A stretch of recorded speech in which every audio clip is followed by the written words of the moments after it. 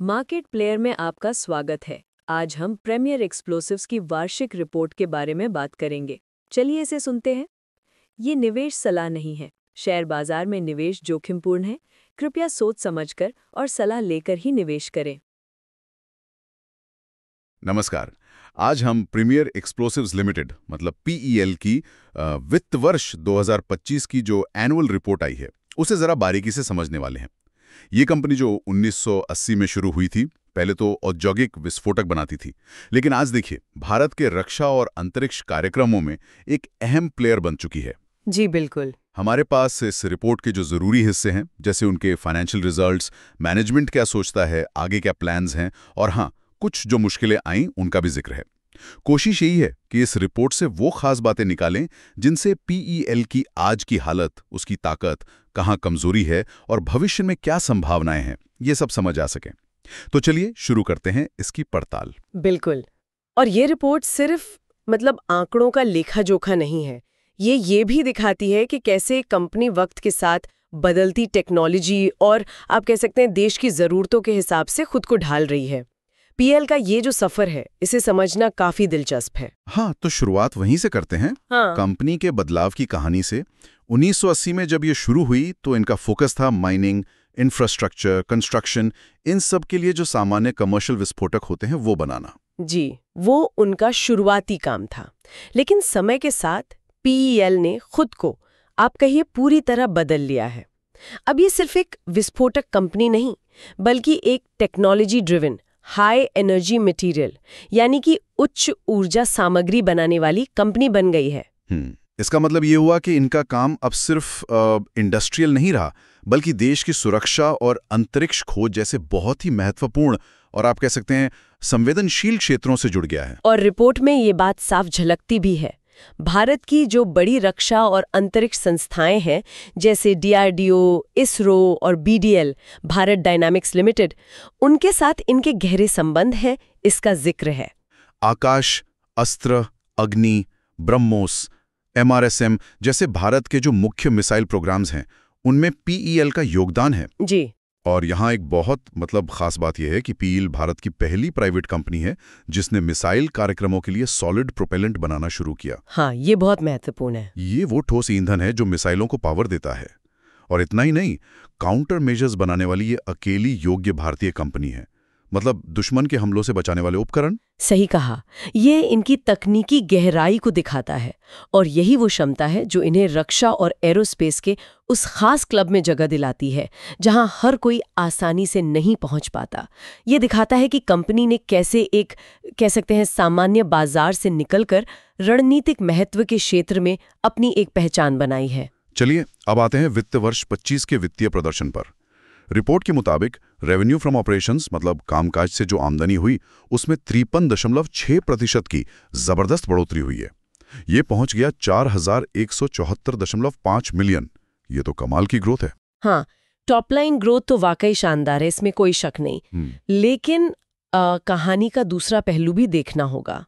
वो है खर्चे। कुल खर्चे 68.5% बढ़ गए हैं। और इसका सीधा असर पड़ा है ऑपरेटिंग मार्जिन पर। मतलब कंपनी अपने मुख्य काम से हर 100 रुपए की बिक्री पर कितना मुनाफा कमा रही है, वो पिछले साल था 21.5%, जो इस साल घटकर सिर्फ 13.9% रह गया है। तो मतलब बिक्री तो खूब बढ़ी पर मुनाफा कमाने की जो क्षमता है वो कम हो गई।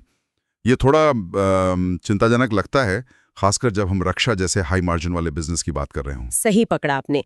ये एक अहम सवाल है जो रिपोर्ट एक तरह से सामने रखती है। क्या ये जो बड़े रक्षा ऑर्डर मिले हैं वो अभी मुनाफे में तब्दील नहीं हुए हैं, या फिर लागत कहीं और तेजी से बढ़ रही है?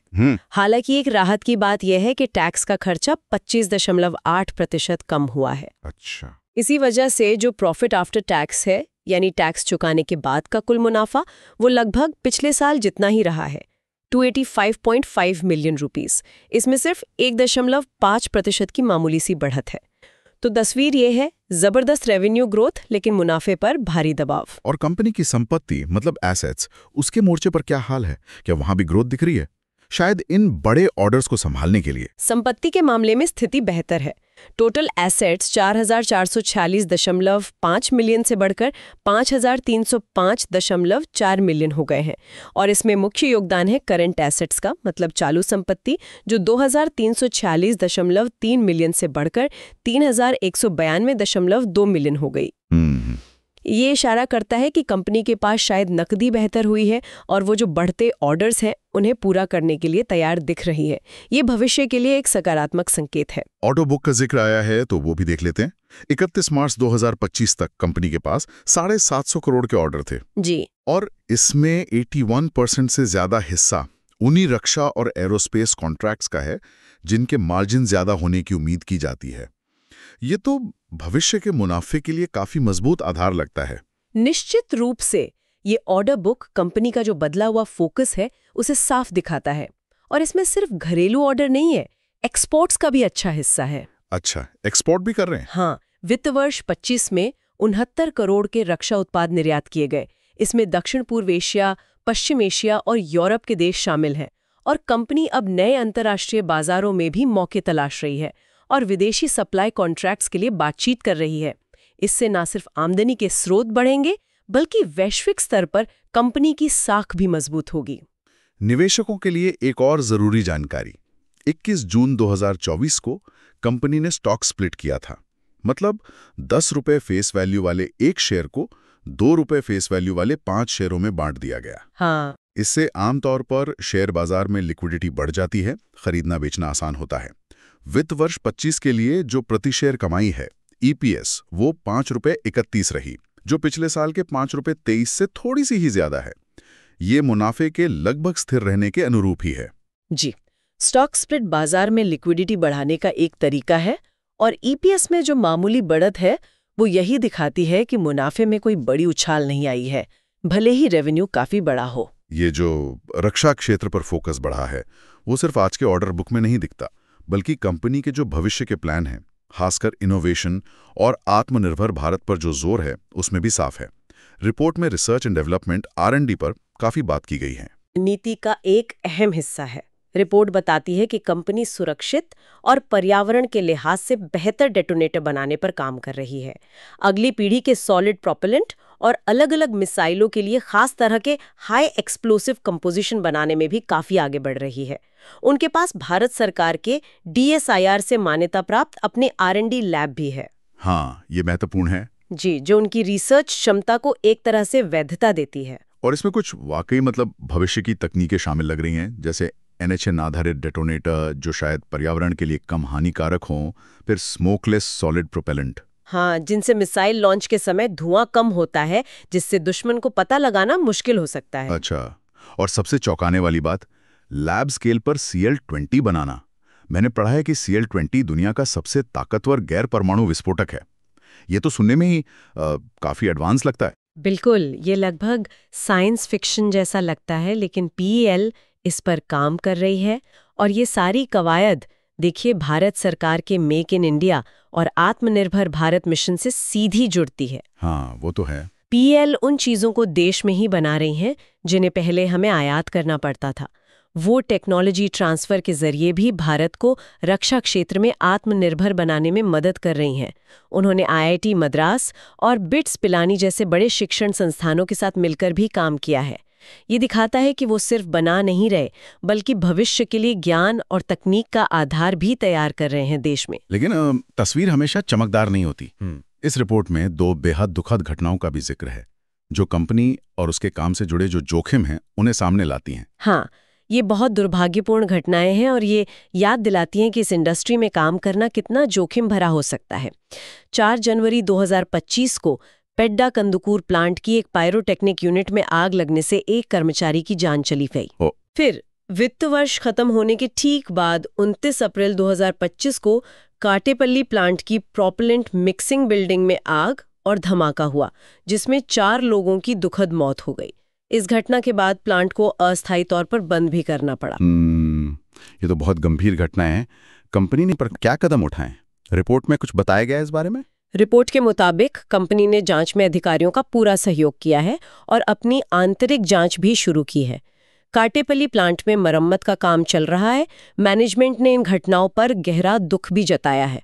ये घटनाएं साफ तौर पर जो सुरक्षा इंतजाम हैं और जोखिम कम करने के उपाय हैं, उनकी अहमियत को रेखांकित करती हैं। कंपनी को इस दिशा में लगातार मतलब बहुत ज़्यादा सतर्क रहने की ज़रूरत होगी, खासकर जब वो अपना काम और बढ़ा रही है। बिल्कुल। किसी भी कंपनी के प्रदर्शन को समझने के लिए बाहरी माहौल को देखना भी ज़रूरी होता है।